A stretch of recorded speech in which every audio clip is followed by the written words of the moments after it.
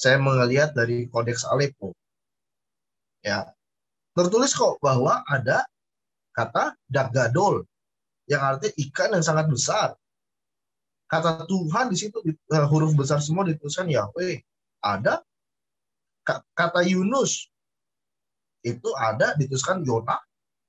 Lalu apa yang nggak ada? Kalau sampai dikatakan ayat 17 nggak ada, maka harusnya tidak ada tulisan dagadol di dalam kodeks dan megalo di Septuaginta. Ini ada kok.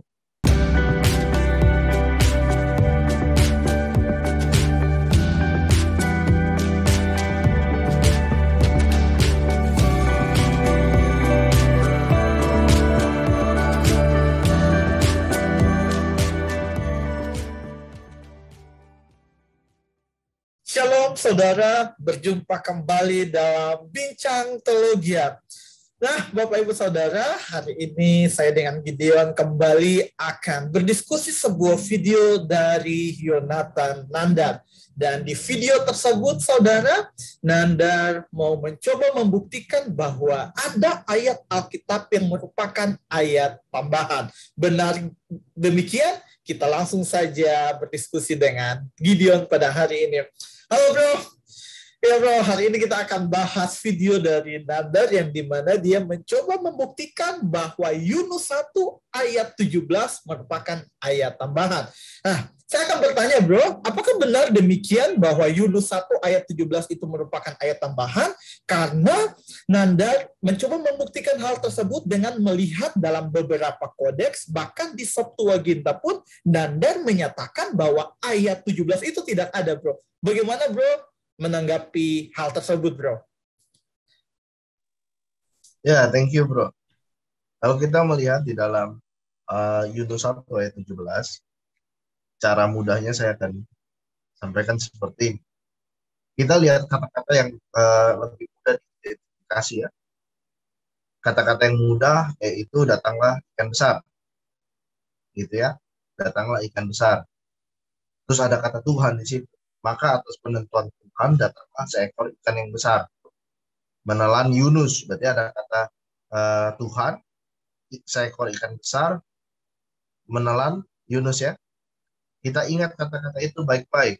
Di dalam kodeks sendiri tertulis, saya melihat dari Kodeks Aleppo, ya, tertulis kok bahwa ada kata dagadol, yang artinya ikan yang sangat besar. Kata Tuhan di situ huruf besar semua dituliskan Yahweh. Ada kata Yunus itu ada dituliskan Yona. Lalu apa yang nggak ada? Kalau sampai dikatakan ayat 17 nggak ada, maka harusnya tidak ada tulisan dagadol di dalam kodeks dan megalo di Septuaginta. Ini ada kok. Silakan Anda silakan download aplikasi gratis Alkitab di dalam HP Anda, lalu versi Anda download versi LXX Septuaginta. Dan Anda buktikan omongan saya. Nah, memang beberapa di dalam tulisan catatan Septuaginta itu ada tanda kurung 2/1. Ini dipindahkan jadi pasal 2. Nah, tapi kita harus mengingat bahwa teks asli itu tidak pernah dituliskan dalam bentuk pasal dan ayat. Pasal dan ayat diberikan untuk memudahkan kita orang awam yang membaca. Siapa yang menentukan itu? Yang menentukan pasal dan ayat yaitu para penerjemah. Jadi kalau saya sebagai penerjemah, di sini ayat 1 sampai 5, saya mau tulis itu sebagai ayat 1 saja. Saya gabungin semua, boleh nggak? Boleh saja. Tapi yang pasti tulisan itu tidak hilang. Tulisan itu tidak kurang. Maknanya tidak kurang sama sekali. Ini kan hanya masalah penomoran saja. Tidak bisa Anda melihat ini sebagai suatu kekurangan di dalam Alkitab. Karena jelas teksnya tetap ada. Maknanya tetap ada. Itu yang paling penting. Sekarang kalau ada ayatnya tapi nggak ada tulisan, nggak ada makna, bisa. Nggak akan bisa. Ya, jadi itu yang penting sekali. Ya, kita harus memperhatikan itu. Kalau Anda pernah melihat teks asli, gulungan kitab asli orang Yahudi, Yudaisme, Anda pasti paham, itu nggak ada ayat, nggak ada pasal. Ya, tapi kembali lagi, jika Anda belum memahami, ya kita yang memahami Anda, gitu. Demikian, bro. Iya bro, saya setuju bahwa memang mungkin Anda belum memahami karena yang saya lihat di videonya itu dia tidak membaca secara keseluruhan, dia hanya membaca bagian bawahnya saja dan dia bilang ayat 17 tidak ada bro. Oke bro, pertanyaan yang kedua. Nah, kenapa dia menyatakan demikian? Karena dia mau membuktikan bahwa yang paling benar itu Al-Quran. Karena di dalam Al-Quran sendiri sudah menuliskan itu, bro. Bahwa di dalam surat Al-Baqarah ayat 79 menyatakan bahwa Alkitab itu ditulis oleh tangan manusia. Dan manusia mau mencoba menistakan bahwa ini firman Tuhan. Nah, dia mencoba untuk membuktikan itu, bro. Bagaimana, bro, menanggapi pernyataan Anda ini, bro? Ya, mudah saja. Saya kembalikan kepada Anda. Di dalam Al-Quran sendiri tertulis bahwa Taurat dan Injil, Zabur, itu adalah firman yang Allah turunkan kepada para nabi-nabi sebelum Nabi Muhammad. Itu fakta. Gitu ya. Lalu ada ayat lagi berbicara mengenai bahwa Allah sendiri yang akan menjaga kitab-kitabnya. Sekarang saya tanya, kalau Anda menuduh kitab orang Torah, Zabur, Injil telah diubah, berarti bagaimana dengan ayat bahwa Allah akan menjaga kitab-kitab? Karena manusia dapat mengubah. Itu yang Anda tuduhkan kepada orang Kristen. Bahwa kitab orang Kristen diubah. Ya. Pertanyaannya kembali, siapa yang mengubah itu? Kapan itu diubah? Mana teks yang asli? Mana tulisan yang asli sebelum diubah?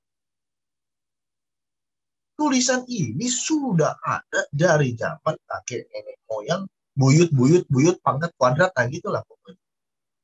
Dan diakui, disaksikan. Bukan hanya mengaku saya mendapat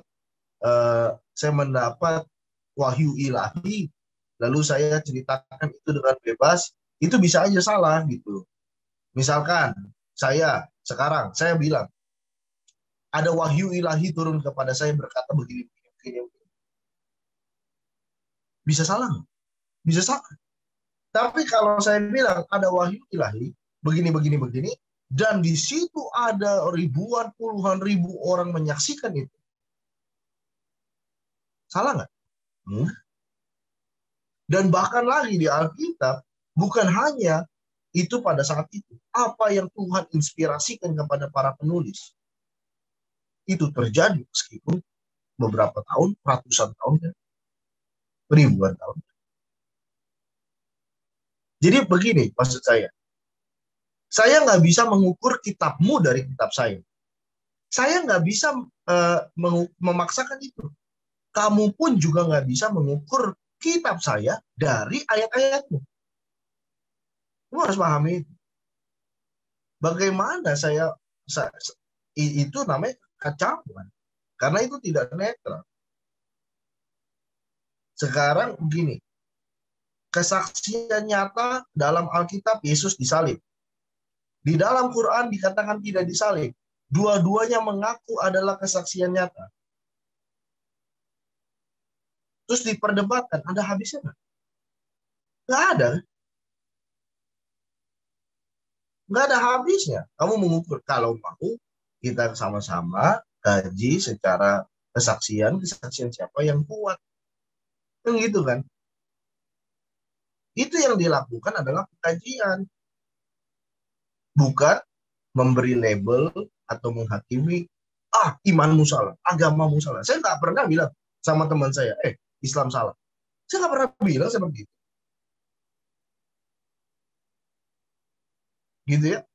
Jadi stoplah kelakuan seperti itu. Itu kelakuan yang memang seperti belum beranjak dewasa dan belum mengerti bahwa pengkajian itu butuh sesuatu yang netral. Tidak bisa memihak satu atau memihak sebelah kanan, sebelah kiri. Jadi demikian bro. Ya, thank you bro. Pertanyaan yang terakhir bro. Tadi bro sudah menyatakan bahwa ayat ini bukan ayat tambahan dan memang benar ada, tadi bro sudah membuktikan itu. Dan di dalam video Nandar itu bro, ketika dia membuktikan bahwa ayat ini merupakan ayat tambahan, dan dia mencoba untuk melihat bahwa Yesus juga mengutip ayat ini, berarti kan mengutip hal yang kosong kan, kalau dia melihat ayat ini merupakan ayat tambahan. Nah, berarti bro, yang saya mau tanyakan di pertanyaan yang terakhir ini, hal apa yang bisa kita pelajari dari ayat ini terkait dengan di mana Yesus juga mengutip ayat ini bro? Silakan bro. Ya menurut saya kalau saya sudah membalikkan tuduhan dari beliau, ya tidak masalah Yesus mengutip itu. Kalau beliau berkata bahwa bagaimana Yesus adalah Tuhan, dia kutip ayat yang salah.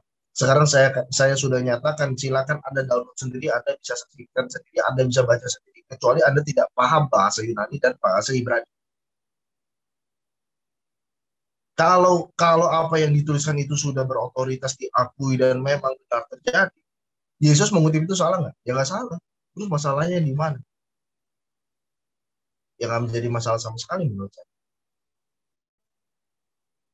Jadi ya itu semua berakar kembali dari sumber permasalahan. Ketika Anda mensalah interpretasikan, ya Anda misinterpretasi dengan segala kajian, pendekatan yang Anda lakukan kurang tepat dan sebagainya, itu akan menghasilkan sebuah pemahaman yang kurang tepat juga. Jadi menurut saya itu hanya sebuah tuduhan-tuduhan dan tidak perlulah tuduhan. Yang namanya tuduhan itu nggak perlu dikaji secara mendalam, bahkan nggak perlu ditanggapi menurut saya. Karena yang perlu dikaji adalah ilmu. Kalau hanya tuduhan-tuduhan ya tidak perlu. Demikian. Iya bro, thank you bro sudah menjawab setiap pertanyaan pada hari ini. Dan sebelum kita mengakhiri video ini, ada yang mau bro sampaikan untuk setiap orang yang menonton video ini bro? Ya, bagi saya yang saya ingin sampaikan adalah ya kita percaya bahwa seperti apa yang dikatakan oleh kitab sendiri, bahwa apa yang dicatatkan, apa yang diinspirasikan oleh Tuhan dan ditulis oleh para penulis dan itu semua terbukti, dan apa yang disaksikan itu benar adanya. Dan bagi saya kita orang Kristen itu sudah cukup dan kita sudah lengkap, sudah sempurna untuk percaya dan memiliki iman sejati kepada Allah dari mempelajari Alkitab. Ya, bagi saya pewahyuan Allah sudah sempurna sekali. Jadi tidak ada alasan bagi orang Kristen sendiri untuk tidak mempelajari Alkitab. Jadi demikian bro. Iya bro, thank you bro. Dan untuk setiap Bapak Ibu Saudara, kalau Bapak Ibu Saudara diberkati dengan video ini, jangan lupa untuk subscribe dan jangan lupa untuk share video ini kepada setiap orang yang Bapak Ibu kenal supaya semakin banyak orang bisa belajar firman Tuhan. Sampai ketemu di video selanjutnya. Tuhan Yesus memberkati.